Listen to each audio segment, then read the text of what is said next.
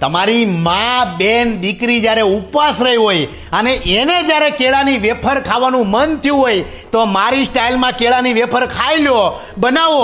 તમારી દીકરીઓ, મા, બેન બધા ગાંડા ન થઈ જાય તો મારું નામ બદલી લેજો.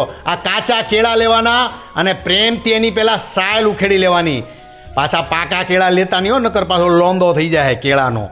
આ કાચા કેળા, અને જેવી કાચા કેળાની તમે સાયલ ઉખેડી એટલે તમને આ બે આમ જુઓ વ્હાઈટ કેળા મળી રહેશે. આ વ્હાઈટ કેળામાં પહેલાં તમારે ખજૂરભાઈનું શુદ્ધ સિંગ તેલ છે એ નાખવાનું. આમાં તળવા માટે આ નાખ્યું.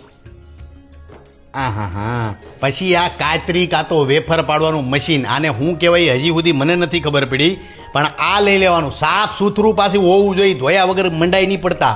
વ્યવસ્થિત સાફ કરી અને પછી પાડવાની કાતરી. આ રીતના પાડી દેવાની એટલે મોજ રહેવા રાખે. આ સ્ટાઇલ તમને ક્યાંય નહીં મળે. આ ખજૂરભાઈ સ્પેશિયલ. હા સિંગતેલની મજા જ અલગ છે જીવનમાં. આમ જો બ્રાન્ડ વાપરો, બ્રાન્ડ. કપાસિયા ખાઈને ગળી ગયા તમે, જો તમારું મોઢું કેવું થઈ ગયું. સિંગતેલમાં જ ખાવાનું, ગમે એ ખાઓ. હા લાગે ને રૂપિયાના સિક્કા. સિંગતેલની મજા જ અલગ છે.